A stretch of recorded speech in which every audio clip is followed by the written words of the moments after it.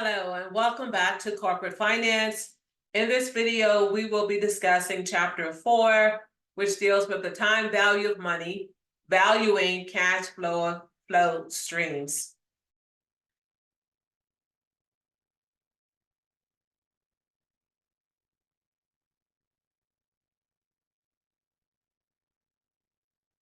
So the chapter outlines valuing a stream of cash flow, perpetuities, annuities, growing cash flows, solving for variables other than present value or future value, and non-annual cash flows.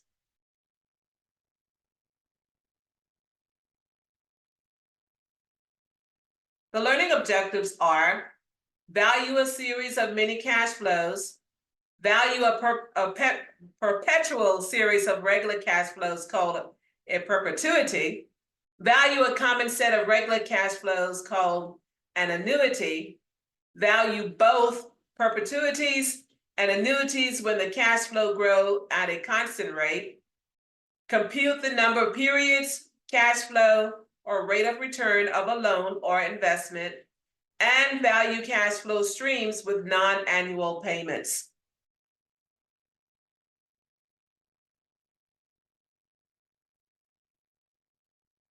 So we know in a financial world, understanding the present value of a series of cash flows is fundamental for effective decision making. It is important to assess the worth of diverse cash flows, value perpetual or periodic cash flows, or even navigate scenarios with varying growth rates. And in Chapter 3, you learn the rules of valuing a stream of cash flows. And here it is again in Chapter 4. The first rule is only values at the same point in time can be compared or combined. Rule 2, to calculate a cash flow's future value, we must compound it. And Rule 3, to calculate the present value of a future cash flow, we must discount it. And these here you see are the formulas to calculate the future value and the present value. You know, the present value is represented by the VF, the future value is indicated with the FV, and the present value is PV. C represents cash flow, R represents rate or interest rate, and N, the lowercase n, represents the date, the future value on date, or the present value on date.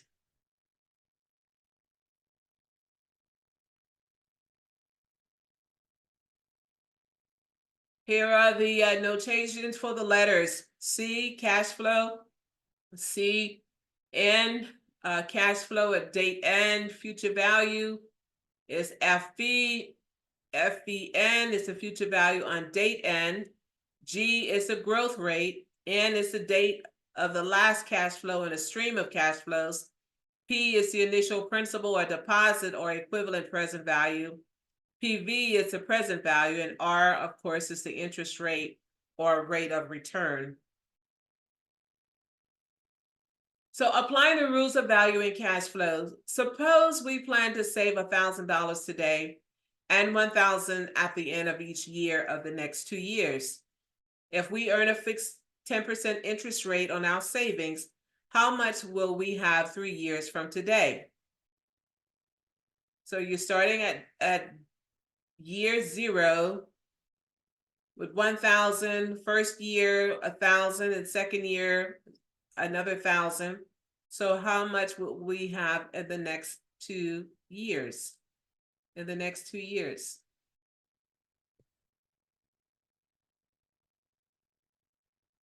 The cash flow valuation rules offer several approaches to address this issue. Initially, we can advance the deposit from date 0 to date 1, as both deposits are then in the same time period. We have the option to combine the two amounts, revealing the total in the bank on date 1. Using the first two rules, we find that our total savings on date 1 will be $2,100.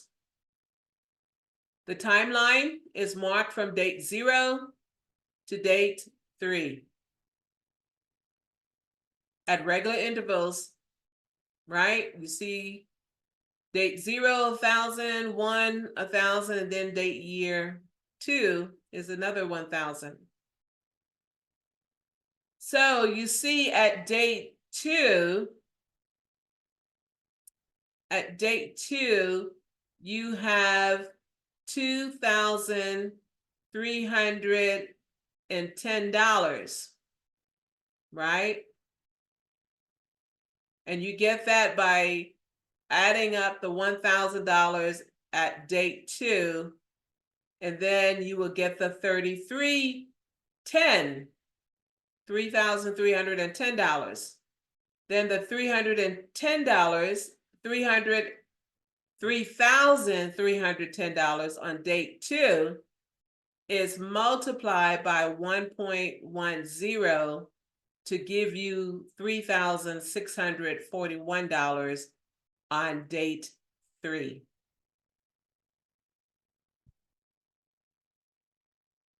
The total amount we have in the bank at the end of 3 years is $3,641.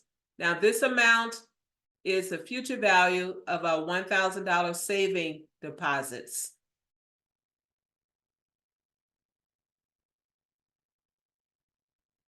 Here you see a timeline, whereas we're going to consider a stream of cash flow with C at date 0 and C1 at date 1 and so on up to CN at date N.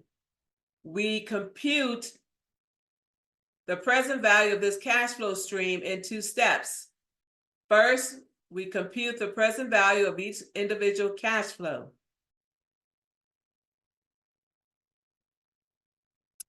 And then combine the present value. Now, this timeline that you see here provides a general formula for the present value of a cash flow stream.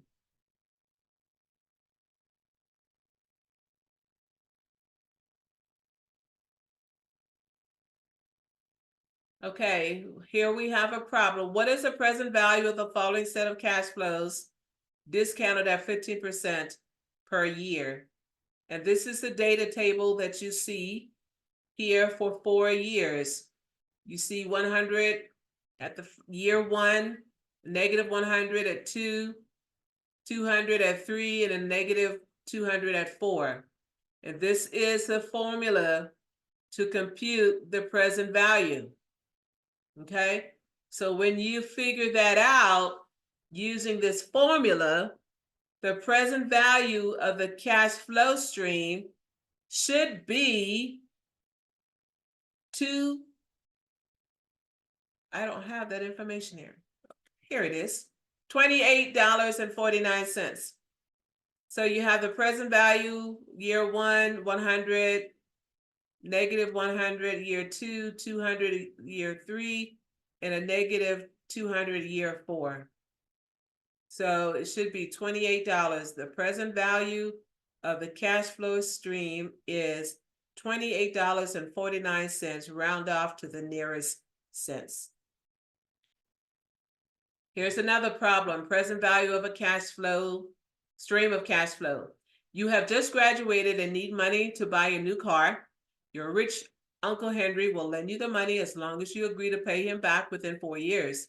And you offer to pay him the rate of interest that he would otherwise get by putting his money in a savings account. Based on your earnings and living expenses, you think you'll be able to pay him $5,000 in 1 year and then $8,000 each year for the next 3 years. If Uncle Henry would otherwise earn 6% per year on his savings, how much can you borrow from him? Here you see the timeline. The cash flow you can promise Uncle Henry is as follows. First year, $5,000, second year, third year, fourth year, $8,000. This is what you're promising to your Uncle Henry. So how much money should Uncle Henry be willing to give you today in return for your promise of these payments? He should be willing to give you an amount that is equivalent to these payments in present value terms. This is the amount of money that it would take him to produce these same cash flows.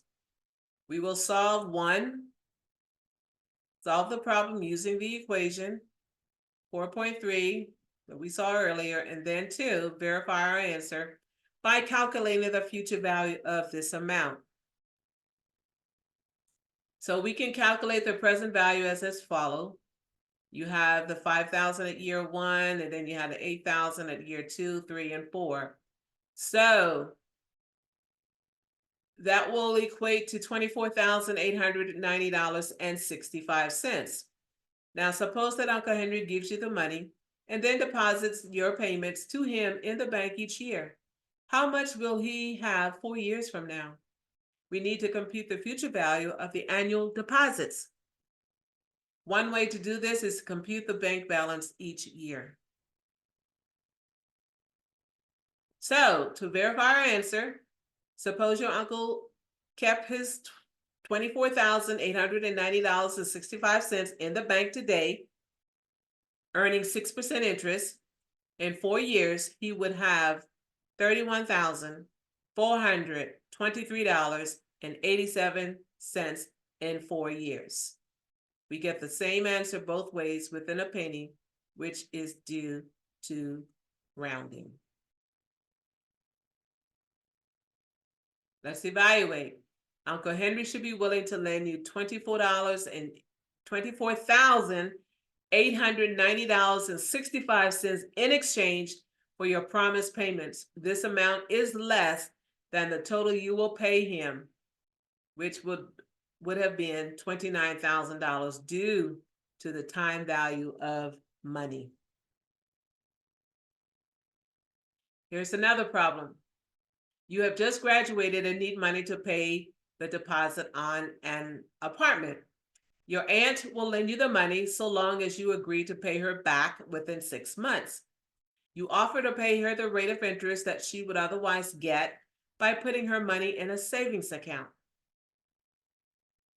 Based on your earnings and living expenses, you think you'll be able to pay her $70 next month, $85 in each of the next 2 months, and then $90 each month, 4 months, 4 through 6. If your aunt would otherwise earn 0.5% per year on her savings, how much can you borrow from her? Here's a timeline of the cash flow that you promised your aunt. $70 the first year, $85 for year 2 and 3, and $90 for years 4, 5, and 6. She should be willing to give you an amount equal to these payments in present value terms. Okay, so to solve this problem, you use the same formula for present value. Verify our answer by calculating the future value of this amount. Let's see the next step. So we can calculate the present value as follows. You see the 70, 85, 85, 90, 90, 90, are the years, or I should say the amounts that you would pay her for each year. Okay, so for each year, for the total of these years, it would be $500.90. And this is the formula that you see at the bottom of the screen for computing the present value. Now, suppose that your aunt gives you the money and then deposits your payments in the bank each month. How much will she save 6 months from now? So we need to compute the future value of the monthly deposit. One way is to compute the bank balance each month. So at the end of 6 years, she would have $516.11 in the bank. To verify our answer, suppose your aunt kept her $500.90 in the bank today, earning 0.5% interest. So in 6 months, she would have $516.11 in 6 months. To evaluate this, your aunt should be willing to lend you $500.90 in exchange for your promised payments. This amount is less than the total you will pay her due to the time value of money. Here's another problem. Your grandmother has been putting $1,000 into a savings account on every birthday since your first, that is when you turn 1. The account pays an interest rate of 3%. How much money will be in the account immediately after your grandmother makes the deposit on your 18th birthday? So we would use this formula to calculate the future value. The future value. So the amount in the account upon your 18th birthday would be what?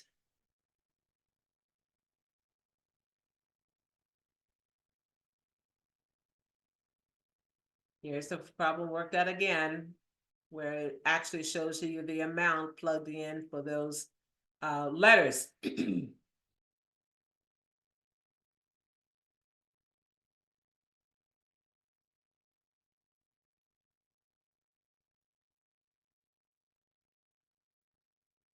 Oops.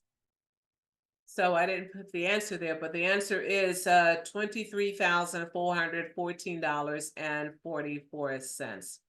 That's how much would be in your account upon your 18th birthday. $23,414.44. And here is one last problem. When Alfred Noble died, he left the majority of his estate to fund 5 prizes, each to be awarded annually in perpetuity, starting 1 year after he died. The 6th one in economics was added later. A, if you wanted the cash award of each of the 5 prizes to be $45,000 and his estate could earn 7% per year, how much would he need to fund his prizes? B, if he wanted the value of each prize to grow by 4% per year, perhaps to keep up with inflation, how much would he need to leave?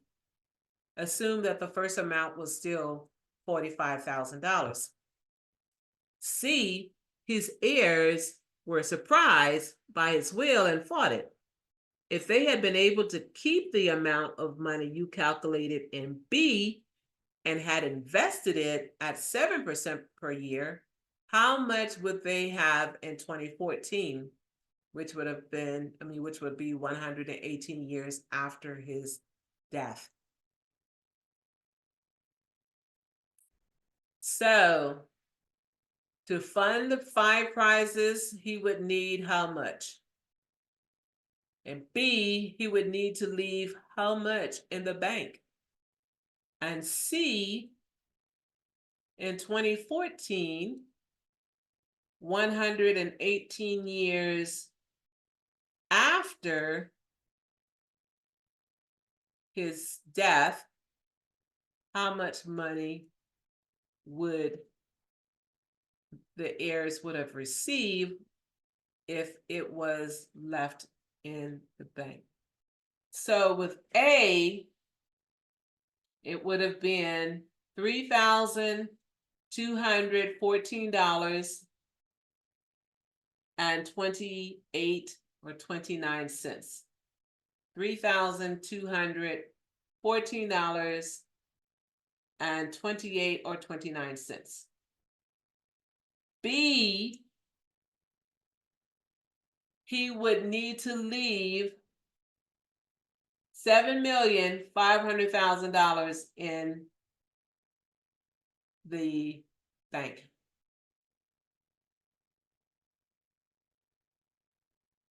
You would have to leave $7,500,000. And then C, in 2014, 118 years after his death, his heirs would have $21,996,000 if the money was invested.